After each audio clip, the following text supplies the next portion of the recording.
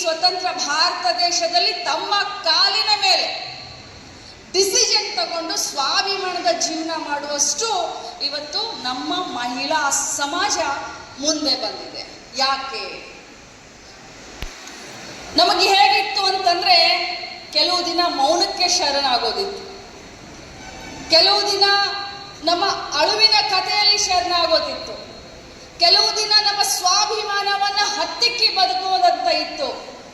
ಇಷ್ಟೇ ಯಾಕೆ ನನ್ನ ಅಕ್ಕ ತಂಗಿಯರಿಗೆ ಹೇಳಲಿಕ್ಕೆ ಬಯಸ್ತೇನೆ, ಸತಿ ಸಹಗಮನ ಪದ್ಧತಿ ಗಂಡ ಸತ್ತ ಮೇಲೆ ಮಹಿಳೆಗೆ ಜೀವನ ಮಾಡುವಂತ ಹಕ್ಕಿಲ್ಲ, ಅಧಿಕಾರ ಇಲ್ಲ ಅನ್ನುವಂಥ ಶೋಷಣೆಯನ್ನು ನೋಡಿದಂತ ಈ ನನ್ನ ಸ್ತ್ರೀ ಕುಲ, ಈ ನನ್ನ ಮಹಿಳಾ ಸಮಾಜ ಇವತ್ತು ಗೃಹಲಕ್ಷ್ಮಿಯನ್ನ ಹಕ್ಕಿನಿಂದ ತೆಗೆದುಕೊಂಡು ಶಕ್ತಿ ಅನ್ನುವಂಥ ಯೋಜನೆಯಲ್ಲಿ ಬಹಳಷ್ಟು ಸ್ವಾಭಿಮಾನದಿಂದ ಪ್ರಯಾಣ ಮಾಡ್ತಾ ಇದ್ದಾಳೆ ಅಂತ ಹೇಳಿದ್ರೆ ಇದಕ್ಕಿನ್ನ ಸಂತೋಷ ಒಬ್ಬ ಮಂತ್ರಿಗೆ ಇನ್ನೇನು ಸಿಕ್ಕುತ್ತೆ ಹೇಳಿ.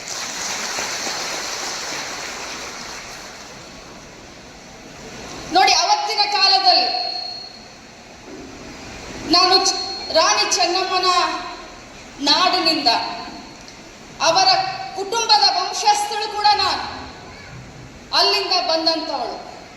ಅವತ್ತು ಬ್ರಿಟಿಷರು ಸೂರ್ಯ ಮುಳುಗದ ಸಾಮ್ರಾಜ್ಯ, ಯಾರು 300 ವರ್ಷ ನಮ್ಮ ದೇಶವನ್ನ ಕೊಳ್ಳೆ ಹೊಡಿತಾ ಇದ್ರು. 1 ವರ್ಷ, 2 ವರ್ಷ, 3 ವರ್ಷ, 4 ವರ್ಷ ಅಲ್ಲ ಬಂಧುಗಳೇ. ನಾನು ಹೇಳೋದನ್ನ ಸ್ವಲ್ಪ ತಲೆಯಲ್ಲಿ ಹಾಕೊಳ್ಳಿ. ನಾನು ಸಂದೇಶ ಕೊಡಬಹುದು, ನಿಮ್ಮನ್ನ ಹೆಗಲ ಮೇಲೆ ಕುತ್ಕೊಂಡು ದಾರಿ ತೋರಿಸ್ಲಿಕ್ಕೆ ಆಗೋದಿಲ್ಲ. ನಾನು ಮಾತನಾಡಿದಂಥ ಮಾತುಗಳು ತಮಗೆ ಪ್ರೇರಣೆ ಆಗಲಿ ಅಂತ ಹೇಳ್ತಾ ಇದ್ದೀನಿ. ಅದೇ ನಿಜವಾದ ಈ ಒಂದು ಮಹಿಳಾ ದಿನಾಚರಣೆಯ ಅರ್ಥ. ಸೂರ್ಯ ಮುಳುಗದ ಸಾಮ್ರಾಜ್ಯ ಬ್ರಿಟಿಷರದು. 300 ವರ್ಷ ನಮ್ಮ ದೇಶಕ್ಕೆ ಬಂದು ಇಡೀ ದೇಶವನ್ನ ಕೊಳ್ಳೆ ಹೊಡೆದಂಥವ್ರು.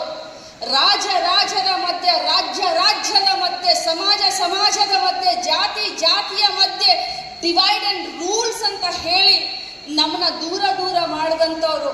ಇಡೀ ಭಾರತ ದೇಶ ತುಂಡಾಗಿ ಇದ್ದಂಥ ಈ ದೇಶದಲ್ಲಿ ಒಬ್ಬ ಮಹಿಳೆ ತನ್ನ ಸ್ವಾಭಿಮಾನಕ್ಕೆ, ತನ್ನ ಅಸ್ತಿತ್ವಕ್ಕೆ, ತನ್ನ ರಾಜ್ಯದ ಜನರ ಶ್ರೇಯೋಭಿವೃದ್ಧಿಗೆ ಕಂಕಣ ತೊಟ್ಟು ಆ ಬ್ರಿಟಿಷರ ವಿರುದ್ಧ ಕತ್ತಿಯನ್ನ ತೆಗೆದು ಅವತ್ತು ಹೋರಾಟ ಮಾಡಲಿಲ್ಲ ಅಂದಿದ್ರೆ, ಪ್ರಥಮ ಬಾರಿಗೆ ಇತಿಹಾಸದಲ್ಲಿ ಬ್ರಿಟಿಷರ ವಿರುದ್ಧ ಯಾರು ಕೂಡ ಯುದ್ಧ ಮಾಡಲಿಲ್ಲ. ದೊಡ್ಡ ರಾಜ ಮಹಾರಾಜರಿದ್ರು, ಆದರೆ ಬ್ರಿಟಿಷರ ವಿರುದ್ಧ ಪ್ರಥಮ ಬಾರಿಗೆ ಒಬ್ಬ ಮಹಿಳೆಯಾಗಿ ಅವತ್ತವಳು ನಾನು ಮಹಿಳೆ, ನನಗೆ ಎದಕ್ಕೆ ಬೇಕು ಅಂತ ಬೇರೆಯವ್ರ ತರ ಕಪ್ಪು ಕಾಣಿಕೆಯನ್ನ ಬ್ರಿಟಿಷರಿಗೆ ಒಪ್ಪಿಸ್ಬೋದಾಗಿತ್ತು, ಸರೆಂಡರ್ ಆಗ್ಬೋದಾಗಿತ್ತು. ಆದ್ರೆ ಆ ಮಹಿಳೆ ತೆಗೆದುಕೊಂಡಂತ ನನ್ನ ತಾಯಿ ರಾಣಿ ಚೆನ್ನಮ್ಮ ಕತ್ತಿಯನ್ನ ಚಲ್ಪಿಸಿದ್ಲು.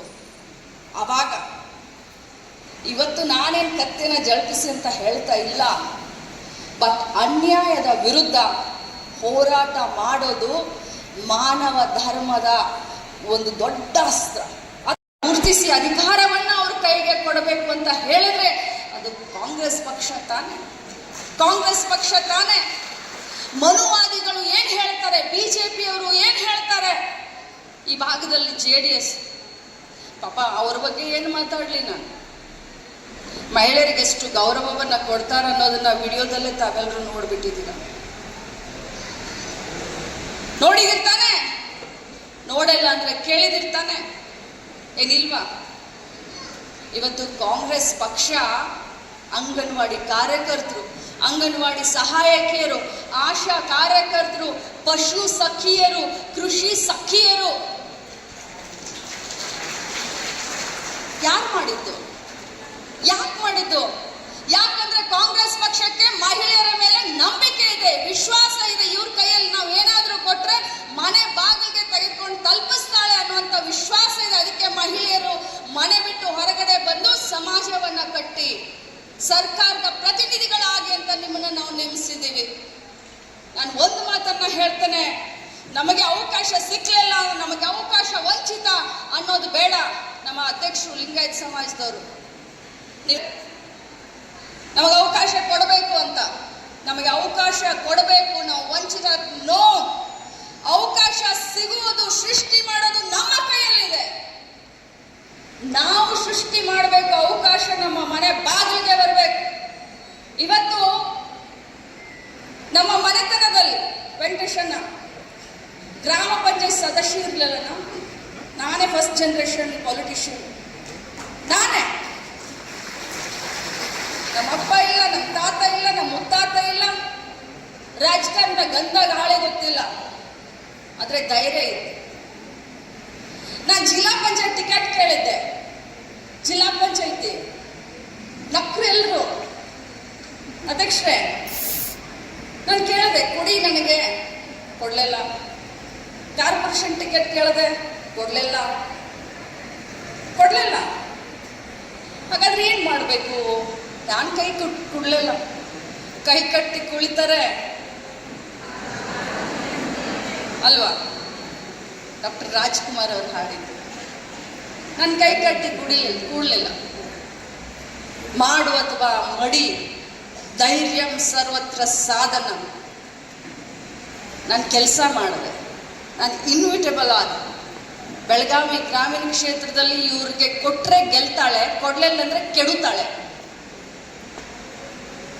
ಕೊಟ್ರೆ ಗೆಲ್ತಾಳೆ, ಕೊಡ್ಲಿಲ್ಲ ಟಿಕೆಟ್ ಅಂದ್ರೆ ಇನ್ನೊಬ್ಬರ ಕೆಡು ಬಿಡ್ತಾಳೆ ಅನ್ನೋಷ್ಟು ಮಟ್ಟಿಗೆ ಕೆಲಸ ಮಾಡಿದೆ. ಇಡೀ ರಾಜ್ಯದಲ್ಲಿ ಒಬ್ಬಳೇ DCC ಪ್ರೆಸಿಡೆಂಟ್ ಆದ. ಕಾಂಗ್ರೆಸ್ ಪಕ್ಷದ DCC ಪ್ರೆಸಿಡೆಂಟು. ಮೈಸೂರು ಜಿಲ್ಲಾ ಅಧ್ಯಕ್ಷರು ಯಾರಿದ್ದಾರೆ, ಅವ್ರ ಹೆಸರೇನು? ವಿಜಯ್ ಕುಮಾರ್. ಆ ರೀತಿ 18 ಕ್ಷೇತ್ರ ನಮ್ಮ ಜಿಲ್ಲೆ. ಎಷ್ಟು? 18 ಕ್ಷೇತ್ರಕ್ಕೆ 34ನೇ ವಯಸ್ಸಿಗೆ DCC ಅಧ್ಯಕ್ಷ ಆದೆ. ಬಾಡಿಗೆ ಕಟ್ಟಡದಲ್ಲಿದ್ದಂಥ ನಮ್ಮ ಕಾರ್ಯಾಲಯವನ್ನ 10 ಕೋಟಿ ರೂಪಾಯಿ ಬೆಲೆ ಬಾಳುವಂತ ಜಮೀನನ್ನ ತೆಗೆದುಕೊಂಡು 3 ಕೋಟಿ ಖರ್ಚು ಮಾಡಿ ಆಫೀಸ್ನ ಕಟ್ಟದೆ. ಅವಾಗ ಎಲ್ರು ಹೇಳಿದ್ರು, ನಾವು ಈ ಹೆಣ್ಮಗಳನ್ನ ಅಲ್ಲೇ ತಡಿಬೇಕಾಗಿತ್ತು. ಇವಳು ಬಹಳ ಬೆಳೀತಾಳೆ, ಬಹಳ ಎತ್ತರಕ್ಕೆ ಹೋಗ್ತಾಳೆ. ಆದರೆ ಅವಕಾಶ ಬರಲಿ, ಅವಕಾಶ ಕೊಡ್ಲಿ ಅನ್ನೋದಲ್ಲ, ಅವಕಾಶಗಳನ್ನ ಸೃಷ್ಟಿ ಮಾಡ್ಕೊಳ್ಬೇಕು. ಯಾಕೆ ಅಂದರೆ ನಮ್ಮ ಮಹಿಳೆಯರು ಬಹಳ ಶಿಸ್ತಿನ ಸಿಪಾಯಿಗಳು. ನಿಮ್ಮ ಕೈಯಲ್ಲಿ 5 ರೂಪಾಯಿ ಕೊಟ್ಟರೆ ನೀವು ಜೀವನ ಮಾಡ್ತೀರಾ, 50 ರೂಪಾಯಿ ಕೊಟ್ಟರೆ ಜೀವನ ಮಾಡ್ತೀರಾ, 100 ರೂಪಾಯಿ ಕೊಟ್ಟರೆ ಜೀವನ ಮಾಡ್ತೀರಾ, 5 ಲಕ್ಷ ಕೊಟ್ಟರು ಜೀವನ ಮಾಡ್ತೀರಾ. ಸಮಯಕ್ಕೆ ತಕ್ಕಂತೆ, ಕಾಲಕ್ಕೆ ತಕ್ಕಂತೆ ನಡೆದುಕೊಳ್ಳೋರು ಈ ಸಮಾಜದಲ್ಲಿ ಯಾರಾದರೂ ಇದ್ರೆ ಅದು ನನ್ನ ಮಹಿಳೆಯರಂತೂ ಬಹಳ ಹೆಮ್ಮೆಯಿಂದ ಹೇಳ್ತಾರೆ. ಇವತ್ತು ನಾನು ಇಲ್ಲಿ ಬಂದಿದ್ದೀನಿ. ಆ ದೇವ್ರ ಅವಕಾಶ ಕೊಟ್ಟರೆ, ಅನ್ನ ಕರೆದ್ರೆ ಇನ್ನೊಂದು ಬರ್ತೀನಿ. ಆದರೆ ನನಗೆ ನೀವೆಲ್ಲರೂ ಒಂದು ಭಾಷೆಯನ್ನು ಕೊಡಿ.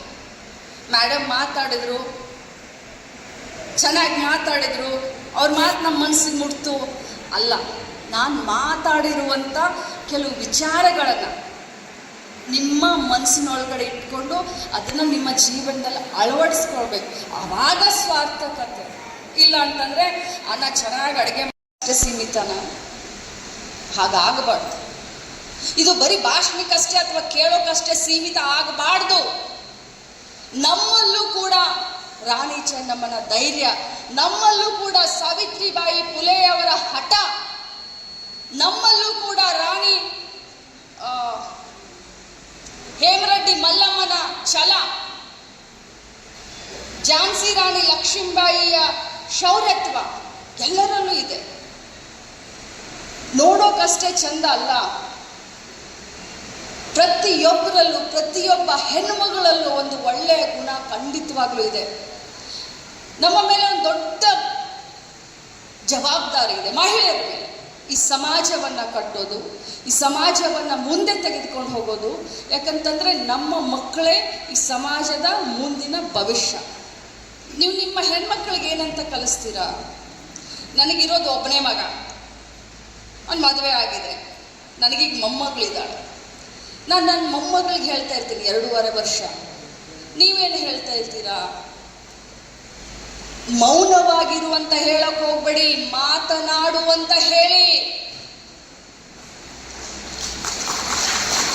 ಸುಮ್ಮನೆ ಇರು, ಸುಮ್ಮನೆ ಇರು, ಸುಮ್ಮನೆ ಇರು, ಸುಮ್ಮನೆ ಇರು. ನೋ, ಮಾತನಾಡು, ಮಾತನಾಡು, ಮಾತನಾಡು.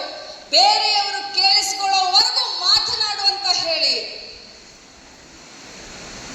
ವಿದ್ಯಾಭ್ಯಾಸ ಅಷ್ಟೇ ಕಲಿಸಬೇಡಿ, ಭವಿಷ್ಯವನ್ನ ರೂಪಿಸ್ಕೋ ಅನ್ನುವಂತ ಮಾತನ್ನು ಕೂಡ ಕಲಿಸಿ. ಬರೀ ವಿದ್ಯಾಭ್ಯಾಸ ಅಷ್ಟೇ ಅಲ್ಲ, ಸ್ವಾಭಿಮಾನದಿಂದ ನಿನ್ನ ಕಾಲ ಮೇಲೆ ನೀನು ನಿಲ್ಲಬೇಕು ಅನ್ನೋದನ್ನು ಕೂಡ ಕಲಿಸಿ.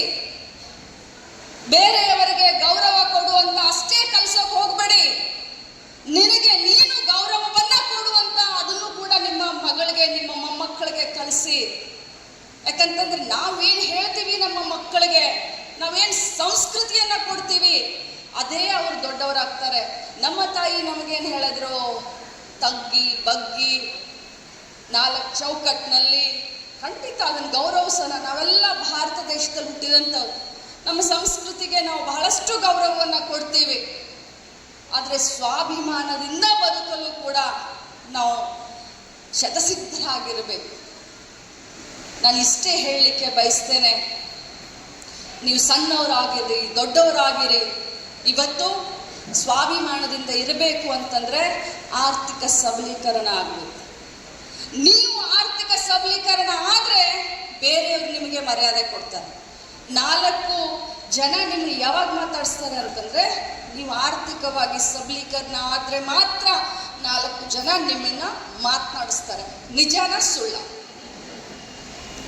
ನೀವು ಬೇರೆಯವ್ರ ಹತ್ರ ಕೈ ಮಾಡಿದ್ರೆ 1 ದಿನ ಕೊಡ್ಬೋದು, 2 ದಿನ ಕೊಡ್ಬೋದು, 3ನೇ ದಿನ ಇದೇನಪ್ಪ ನಿಂದು ಅಂತ ಹೇಳ್ತಾರೆ.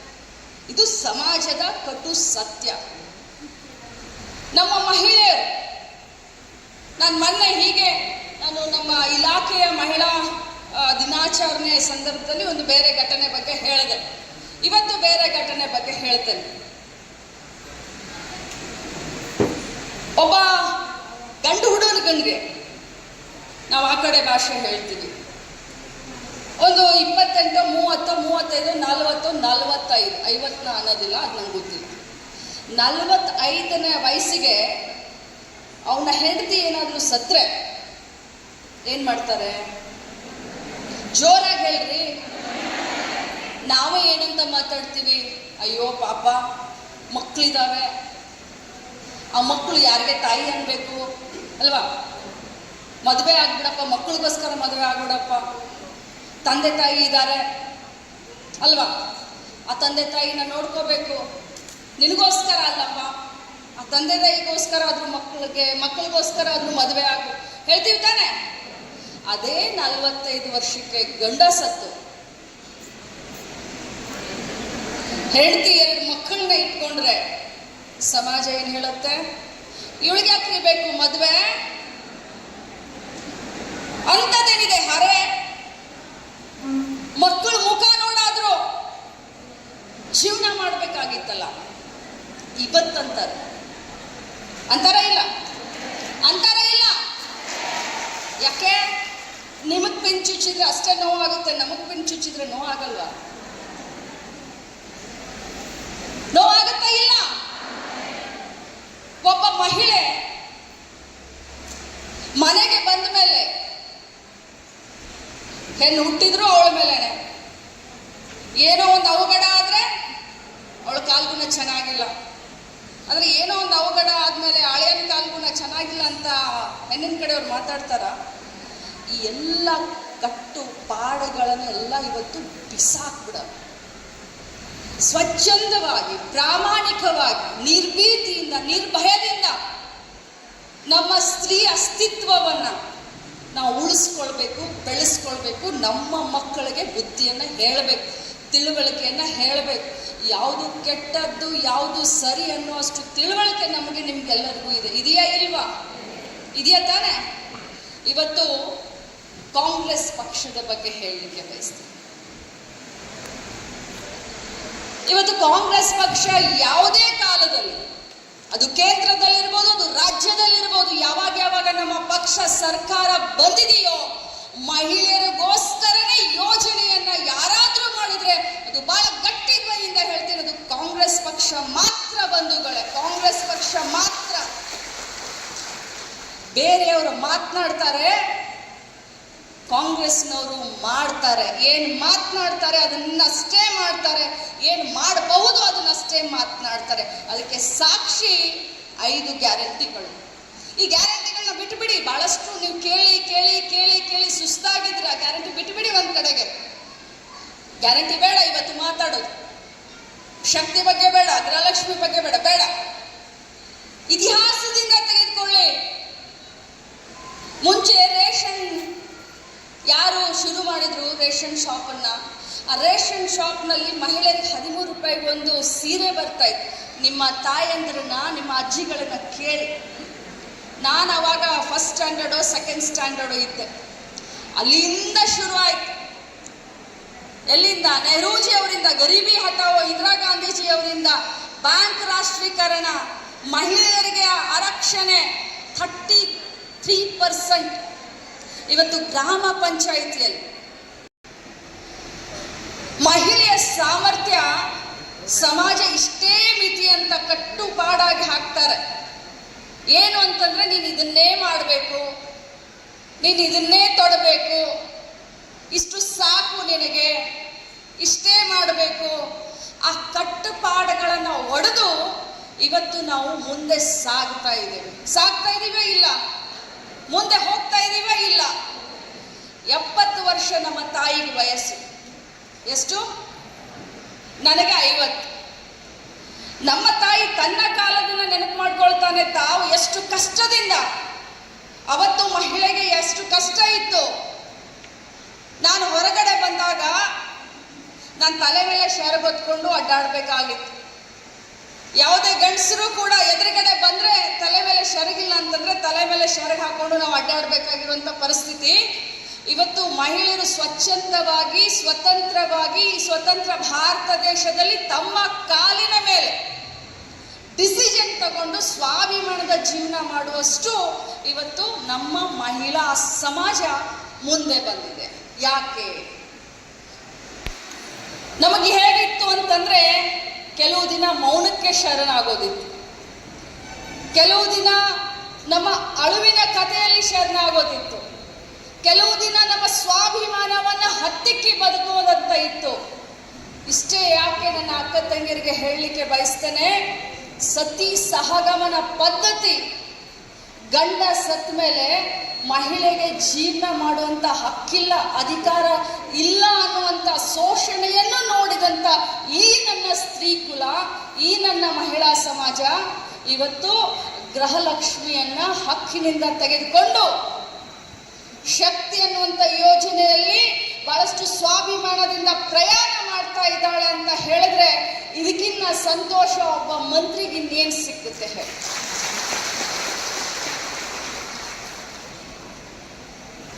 ನೋಡಿ, ಅವತ್ತಿನ ಕಾಲದಲ್ಲಿ ನಾನು ರಾಣಿ ಚೆನ್ನಮ್ಮನ ನಾಡಿನಿಂದ, ಅವರ ಕುಟುಂಬದ ವಂಶಸ್ಥಳು ಕೂಡ ನಾನು ಅಲ್ಲಿಂದ ಬಂದಂತವಳು. ಅವತ್ತು ಬ್ರಿಟಿಷರು ಸೂರ್ಯ ಮುಳುಗದ ಸಾಮ್ರಾಜ್ಯ, ಯಾರು 300 ವರ್ಷ ನಮ್ಮ ದೇಶವನ್ನ ಕೊಳ್ಳೆ ಹೊಡಿತಾ ಇದೆ. 1 ವರ್ಷ 2 ವರ್ಷ 3 ವರ್ಷ 4 ವರ್ಷ ಅಲ್ಲ ಬಂಧುಗಳೇ, ನಾನು ಹೇಳೋದನ್ನ ಸ್ವಲ್ಪ ತಲೆಯಲ್ಲಿ ಹಾಕೊಳ್ಳಿ. ನಾನು ಸಂದೇಶ ಕೊಡಬಹುದು, ನಿಮ್ಮನ್ನ ಹೆಗಲ ಮೇಲೆ ಕುತ್ಕೊಂಡು ದಾರಿ ತೋರಿಸ್ಲಿಕ್ಕೆ ಆಗೋದಿಲ್ಲ. ನಾನು ಮಾತನಾಡಿದಂತ ಮಾತುಗಳು ತಮಗೆ ಪ್ರೇರಣೆ ಆಗಲಿ ಅಂತ ಹೇಳ್ತಾ ಇದ್ದೀನಿ. ಅದೇ ನಿಜವಾದ ಈ ಒಂದು ಮಹಿಳಾ ದಿನಾಚರಣೆಯ ಅರ್ಥ. ಸೂರ್ಯ ಮುಳುಗದ ಸಾಮ್ರಾಜ್ಯ ಬ್ರಿಟಿಷರದು. 300 ವರ್ಷ ನಮ್ಮ ದೇಶಕ್ಕೆ ಬಂದು ಇಡೀ ದೇಶವನ್ನ ಕೊಳ್ಳೆ ಹೊಡೆದಂತವರು, ರಾಜರ ಮಧ್ಯೆ, ರಾಜ್ಯದ ಮಧ್ಯೆ, ಸಮಾಜದ ಮಧ್ಯೆ, ಜಾತಿಯ ಮಧ್ಯೆ ಡಿವೈಡ್ ಅಂಡ್ ರೂಲ್ಸ್ ಅಂತ ಹೇಳಿ ನಮ್ಮನ್ನ ದೂರ ಮಾಡಿದಂಥವ್ರು.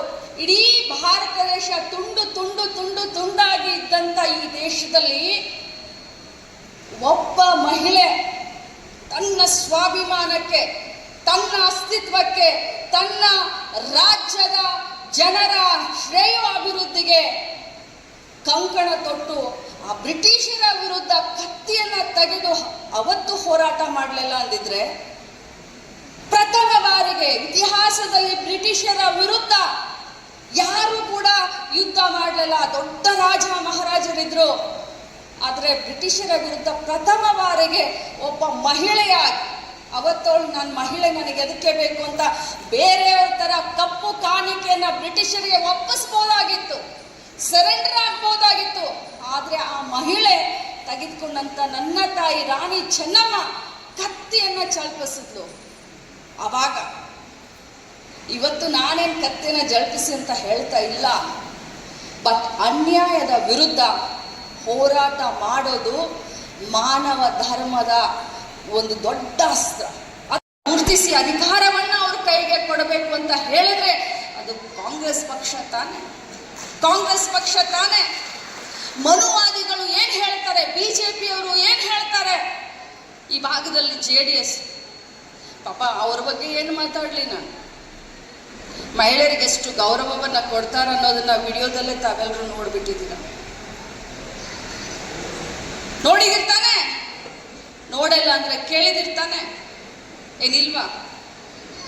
ಇವತ್ತು ಕಾಂಗ್ರೆಸ್ ಪಕ್ಷ ಅಂಗನವಾಡಿ ಕಾರ್ಯಕರ್ತರು, ಅಂಗನವಾಡಿ ಸಹಾಯಕಿಯರು, ಆಶಾ ಕಾರ್ಯಕರ್ತರು, ಪಶು ಸಖಿಯರು, ಕೃಷಿ ಸಖಿಯರು ಯಾರು ಮಾಡಿದ್ದು? ಯಾಕೆ ಮಾಡಿದ್ದು? ಯಾಕಂದ್ರೆ ಕಾಂಗ್ರೆಸ್ ಪಕ್ಷಕ್ಕೆ ಮಹಿಳೆಯರ ಮೇಲೆ ನಂಬಿಕೆ ಇದೆ, ವಿಶ್ವಾಸ ಇದೆ. ಇವ್ರ ಕೈಯಲ್ಲಿ ನಾವು ಏನಾದ್ರೂ ಕೊಟ್ರೆ ಮನೆ ಬಾಗಿಲಿಗೆ ತೆಗೆದುಕೊಂಡು ತಲುಪಿಸ್ತಾಳೆ ಅನ್ನುವಂಥ ವಿಶ್ವಾಸ ಇದೆ. ಅದಕ್ಕೆ ಮಹಿಳೆಯರು ಮನೆ ಬಿಟ್ಟು ಹೊರಗಡೆ ಬಂದು ಸಮಾಜವನ್ನ ಕಟ್ಟಿ ಸರ್ಕಾರದ ಪ್ರತಿನಿಧಿಗಳಾಗಿ ಅಂತ ನಿಮ್ಮನ್ನ ನಾವು ನೇಮಿಸಿದ್ದೀವಿ. ನಾನು ಒಂದು ಮಾತನ್ನ ಹೇಳ್ತೇನೆ, ನಮಗೆ ಅವಕಾಶ ಸಿಕ್ಲಿಲ್ಲ, ನಮಗೆ ಅವಕಾಶ ವಂಚಿತ ಅನ್ನೋದು ಬೇಡ. ನಮ್ಮ ಅಧ್ಯಕ್ಷರು ಲಿಂಗಾಯತ್ ಸಮಾಜದವರು ನಮಗೆ ಅವಕಾಶ ಕೊಡಬೇಕು ಅಂತ, ನಮಗೆ ಅವಕಾಶ ಕೊಡಬೇಕು, ನಾವು ವಂಚಿತ ನೋ. ಅವಕಾಶ ಸಿಗುವುದು, ಸೃಷ್ಟಿ ಮಾಡೋದು ನಮ್ಮ ಕೈಯಲ್ಲಿದೆ. ನಾವು ಸೃಷ್ಟಿ ಮಾಡಬೇಕು, ಅವಕಾಶ ನಮ್ಮ ಮನೆ ಬಾಗಿಲಿಗೆ ಬರಬೇಕು. ಇವತ್ತು ನಮ್ಮ ಮನೆತನದಲ್ಲಿ ವೆಂಕಟೇಶಣ್ಣ ಗ್ರಾಮ ಪಂಚಾಯತ್ ಸದಸ್ಯ ಇರಲಿಲ್ಲ, ನಾನೇ ಫಸ್ಟ್ ಜನರೇಷನ್ ಪೊಲಿಟಿಷಿಯನ್, ನಾನೇ. ನಮ್ಮ ಅಪ್ಪ ಇಲ್ಲ, ನಮ್ಮ ತಾತ ಇಲ್ಲ, ನಮ್ಮ ಮುತ್ತಾತ ಇಲ್ಲ, ರಾಜಕಾರಣದ ಗಂಧ ಗಾಳಿ ಗೊತ್ತಿಲ್ಲ, ಆದ್ರೆ ಧೈರ್ಯ ಇದೆ. ನಾನು ಜಿಲ್ಲಾ ಪಂಚಾಯತ್ ಟಿಕೆಟ್ ಕೇಳಿದ್ದೆ, ಜಿಲ್ಲಾ ಪಂಚಾಯತಿ ನಕ್ರು ಎಲ್ಲರೂ ಅಧ್ಯಕ್ಷರೇ, ನಾನು ಕೇಳಿದೆ ಕೊಡಿ ನನಗೆ, ಕೊಡ್ಲಿಲ್ಲ. ಕಾರ್ಪೊರೇಷನ್ ಟಿಕೆಟ್ ಕೇಳಿದೆ, ಕೊಡ್ಲಿಲ್ಲ. ಹಾಗಾದ್ರೆ ಏನ್ ಮಾಡ್ಬೇಕು? ನಾನು ಕೈ ಕೊಡ್ಲಿಲ್ಲ, ಕೈ ಕಟ್ಟಿ ಕುಳಿತಾರೆ ಅಲ್ವಾ? ಡಾಕ್ಟರ್ ರಾಜ್ಕುಮಾರ್ ಅವರು ಹಾಡಿದ್ದು. ನನ್ನ ಕೈ ಕಟ್ಟಿ ಕೂಡಲಿಲ್ಲ. ಮಾಡು ಅಥವಾ ಮಡಿ, ಧೈರ್ಯಂ ಸರ್ವತ್ರ ಸಾಧನ. ನಾನು ಕೆಲಸ ಮಾಡಿದೆ, ನಾನು ಇನ್ವಿಟೇಬಲ್ ಆದ. ಬೆಳಗಾವಿ ಗ್ರಾಮೀಣ ಕ್ಷೇತ್ರದಲ್ಲಿ ಇವ್ರಿಗೆ ಕೊಟ್ರೆ ಗೆಲ್ತಾಳೆ, ಕೊಡ್ಲಿಲ್ಲ ಅಂದ್ರೆ ಕೆಡುತ್ತಾಳೆ. ಕೊಟ್ರೆ ಗೆಲ್ತಾಳೆ, ಕೊಡ್ಲಿಲ್ಲ ಟಿಕೆಟ್ ಅಂದ್ರೆ ಇನ್ನೊಬ್ಬರ ಕೆಡು ಬಿಡ್ತಾಳೆ ಅನ್ನುವಷ್ಟು ಮಟ್ಟಿಗೆ ಕೆಲಸ ಮಾಡಿದೆ. ಇಡೀ ರಾಜ್ಯದಲ್ಲಿ ಒಬ್ಬಳೇ DCC ಪ್ರೆಸಿಡೆಂಟ್ ಆದ, ಕಾಂಗ್ರೆಸ್ ಪಕ್ಷದ DCC ಪ್ರೆಸಿಡೆಂಟು. ಮೈಸೂರು ಜಿಲ್ಲಾ ಅಧ್ಯಕ್ಷರು ಯಾರಿದ್ದಾರೆ, ಅವ್ರ ಹೆಸರೇನು? ವಿಜಯ್ ಕುಮಾರ್. ಆ ರೀತಿ 18 ಕ್ಷೇತ್ರ ನಮ್ಮ ಜಿಲ್ಲೆ. ಎಷ್ಟು? 18 ಕ್ಷೇತ್ರಕ್ಕೆ 34ನೇ ವಯಸ್ಸಿಗೆ DCC ಅಧ್ಯಕ್ಷ ಆದೆ. ಬಾಡಿಗೆ ಕಟ್ಟಡದಲ್ಲಿದ್ದಂಥ ನಮ್ಮ ಕಾರ್ಯಾಲಯವನ್ನ 10 ಕೋಟಿ ರೂಪಾಯಿ ಬೆಲೆ ಬಾಳುವಂತ ಜಮೀನನ್ನ ತೆಗೆದುಕೊಂಡು 3 ಕೋಟಿ ಖರ್ಚು ಮಾಡಿ ಆಫೀಸ್ನ ಕಟ್ಟದೆ. ಅವಾಗ ಎಲ್ರು ಹೇಳಿದ್ರು, ನಾವು ಈ ಹೆಣ್ಮಗಳನ್ನ ಅಲ್ಲೇ ತಡಿಬೇಕಾಗಿತ್ತು, ಇವಳು ಬಹಳ ಬೆಳೀತಾಳೆ, ಬಹಳ ಎತ್ತರಕ್ಕೆ ಹೋಗ್ತಾಳೆ. ಆದರೆ ಅವಕಾಶ ಬರಲಿ, ಅವಕಾಶ ಕೊಡ್ಲಿ ಅನ್ನೋದಲ್ಲ, ಅವಕಾಶಗಳನ್ನ ಸೃಷ್ಟಿ ಮಾಡ್ಕೊಳ್ಬೇಕು. ಯಾಕೆ ಅಂದರೆ ನಮ್ಮ ಮಹಿಳೆಯರು ಬಹಳ ಶಿಸ್ತಿನ ಸಿಪಾಯಿಗಳು. ನಿಮ್ಮ ಕೈಯಲ್ಲಿ 5 ರೂಪಾಯಿ ಕೊಟ್ಟರೆ ನೀವು ಜೀವನ ಮಾಡ್ತೀರಾ, 50 ರೂಪಾಯಿ ಕೊಟ್ಟರೆ ಜೀವನ ಮಾಡ್ತೀರಾ, 100 ರೂಪಾಯಿ ಕೊಟ್ಟರೆ ಜೀವನ ಮಾಡ್ತೀರಾ, 5 ಲಕ್ಷ ಕೊಟ್ಟರೂ ಜೀವನ ಮಾಡ್ತೀರಾ.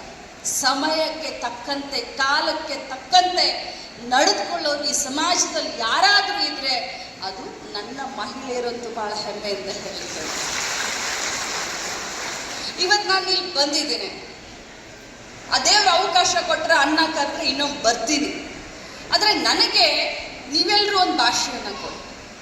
ಮೇಡಮ್ ಮಾತಾಡಿದ್ರು, ಚೆನ್ನಾಗಿ ಮಾತಾಡಿದ್ರು, ಅವ್ರ ಮಾತು ನಮ್ಮ ಮನಸ್ಸಿಗೆ ಮುಟ್ತು ಅಲ್ಲ, ನಾನು ಮಾತಾಡಿರುವಂಥ ಕೆಲವು ವಿಚಾರಗಳನ್ನು ನಿಮ್ಮ ಮನಸ್ಸಿನೊಳಗಡೆ ಇಟ್ಕೊಂಡು ಅದನ್ನು ನಿಮ್ಮ ಜೀವನದಲ್ಲಿ ಅಳವಡಿಸ್ಕೊಳ್ಬೇಕು. ಆವಾಗ ಸ್ವಾರ್ಥಕತೆ.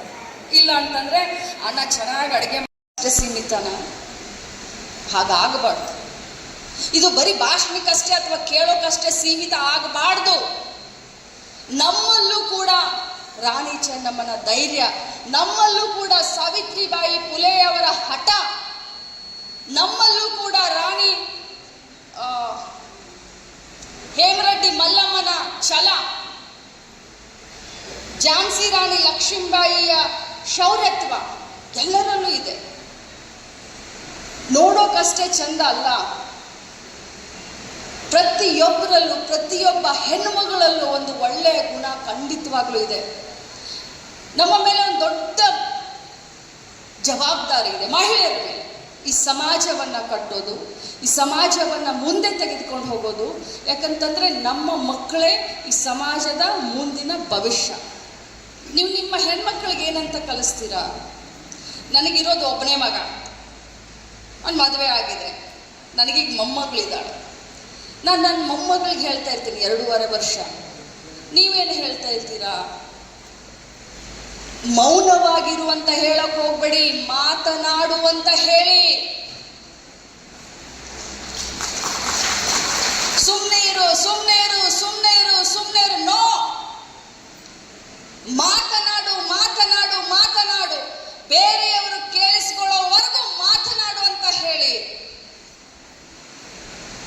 ವಿದ್ಯಾಭ್ಯಾಸ ಅಷ್ಟೇ ಕಲಿಸ್ಬೇಡಿ, ಭವಿಷ್ಯವನ್ನ ರೂಪಿಸ್ಕೋ ಅನ್ನುವಂತ ಮಾತನ್ನು ಕೂಡ ಕಲಿಸಿ. ಬರೀ ವಿದ್ಯಾಭ್ಯಾಸ ಅಷ್ಟೇ ಅಲ್ಲ, ಸ್ವಾಭಿಮಾನದಿಂದ ನಿನ್ನ ಕಾಲ ಮೇಲೆ ನೀನು ನಿಲ್ಲಬೇಕು ಅನ್ನೋದನ್ನು ಕೂಡ ಕಲಿಸಿ. ಬೇರೆಯವರಿಗೆ ಗೌರವ ಕೊಡುವಂತ ಅಷ್ಟೇ ಕಲಿಸೋಕೆ ಹೋಗ್ಬೇಡಿ, ನಿನಗೆ ನೀನು ಗೌರವವನ್ನ ಕೊಡುವಂತ ಅದನ್ನು ಕೂಡ ನಿಮ್ಮ ಮಗಳಿಗೆ, ನಿಮ್ಮ ಮೊಮ್ಮಕ್ಕಳಿಗೆ ಕಲಿಸಿ. ಯಾಕಂತಂದ್ರೆ ನಾವೇನು ಹೇಳ್ತೀವಿ ನಮ್ಮ ಮಕ್ಕಳಿಗೆ, ನಾವೇನು ಸಂಸ್ಕೃತಿಯನ್ನ ಕೊಡ್ತೀವಿ, ಅದೇ ಅವರು ದೊಡ್ಡವರಾಗ್ತಾರೆ. ನಮ್ಮ ತಾಯಿ ನಮಗೇನು ಹೇಳಿದ್ರು?